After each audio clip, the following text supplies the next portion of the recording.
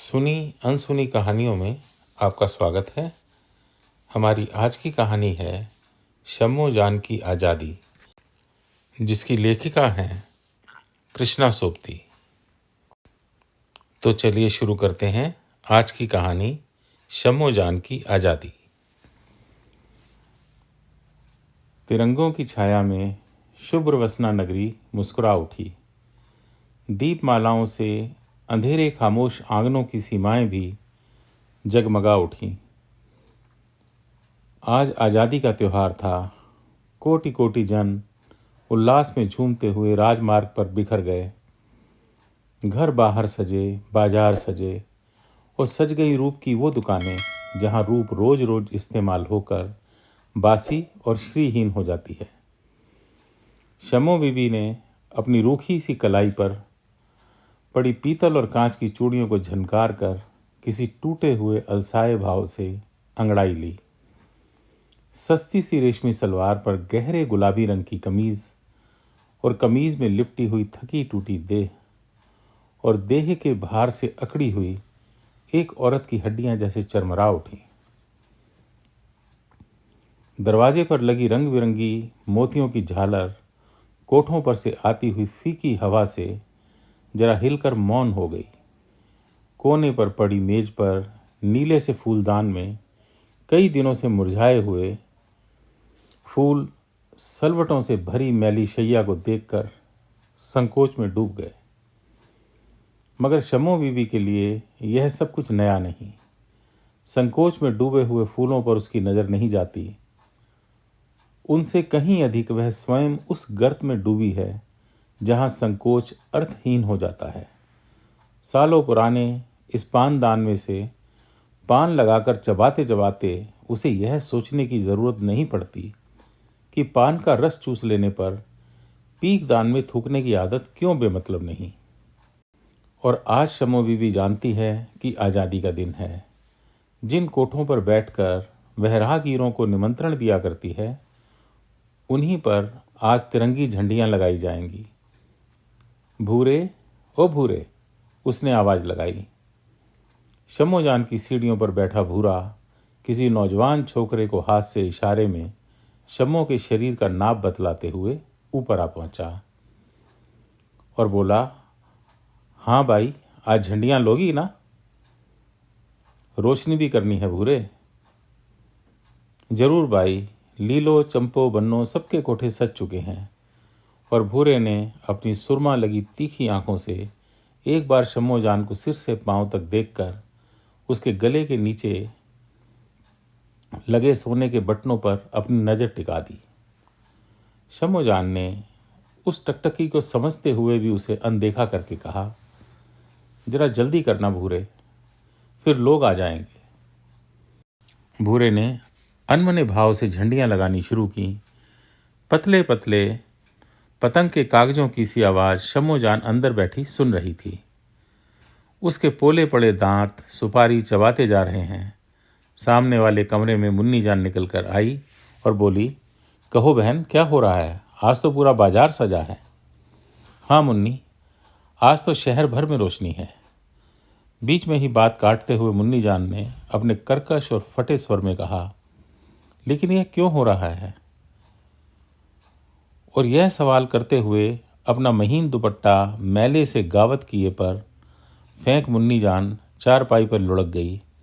उसके तलवों पर बदरंग सी मेहंदी लगी हुई थी। शम्मो जान ने कहा, आज आज़ादी का दिन है मुन्नी। दिन नहीं, रात कहो, रात। मुन्नी ने ऐसे चीख कर कहा मानो कहीं पड़ी हुई दरारों से फूटकर उसकी आवाज़ बाहर निकल आना चाहती हो, और वह अपने पपड़ी जमे होठों को फैलाकर हंस पड़ी। शम्मो जान ने सहानुभूतिपूर्वक दृष्टि से उसकी ओर देखा और कहा, मुन्नी, कहते हैं आज लोगों को आज़ादी मिल रही है, जुलूस निकल रहे हैं, जलसे हो रहे हैं। मुन्नी ने अपनी कसी और तंग कमीज में जरा लंबी सांस लेकर कहा, क्या कहा? आज़ादी? लोगों को आज मिल रही है आज़ादी। हमारी तो हमारे पास है। हमसे आज़ाद कौन होगा शम्मो जान? और हा हा अट्टहास कर गुलाबी रंग से लिपी पुती नारी देह लट्ठे की मैली चादर पर फैल गई। बेखबर सोई पड़ी मुन्नी के अंग प्रत्यंग की थकान को शम्मो समझ रही है। अपने अंदर ढके पर्दों को उघाड़ कर अगर वह भी देखे तो एक टूटी आहत छाया उसकी उनींदी आंखों में झलक जाएगी। सालों बीते जब शम्मो जान लाश शर्म छोड़कर पहली बार इन दीवारों के अंदर बैठकर मुस्कुरा दी थी कि अब वह आज़ाद है। जिस आज़ादी को अभी अभी मुन्नी ने अपनी बेसुरी आवाज़ में याद किया था, वह आज कितनी विकृत और कितनी कुरूप हो चुकी है, यह आज उसे भूला नहीं है। रात काफ़ी हो चुकी, बाहर रोशनी अधिक है, पर बाजार मंदा है। ग्राहक बड़ी बड़ी इमारतों पर लगी रोशनी देखने में व्यस्त हैं। कितनी ही बाइयाँ तिरंगों से सजे अपने कोठों पर खड़ी खड़ी उन बाहों की प्रतीक्षा कर रही हैं जो अधिक नहीं तो आज की रात तो उन्हें बांध सके। वे जानती है कि यह रोज रोज का टूटना जुड़ना और छूटना वर्षों से बस एक ही काम, अगर किसी दिन उस पर विराम आ गया तो शिथिल हो गए हाथ पैरों में धीमे धीमे बहता रक्त एक बारगी जम जाएगा। शम्मो जान देखती है कि मुन्नी आज जिस आज़ादी की बात सोचकर गहरी नींद में सो गई, उससे उठकर क्या फिर कभी अपनी मलिन आंखों को कजरारा करेगी? क्या वह अपने बालों को मोतियों से संवार कर छज्जे पर जाकर खड़ी होगी? शम्मो को मुन्नी के लिए इसमें शक है, अपने लिए नहीं। वह तो अभी जग रही है, सोई नहीं है। वह जो कुछ है अपने आम से भूली हुई नहीं है, लेकिन भूलना क्या, उसे तो याद करने की ज़रूरत ही महसूस नहीं होती।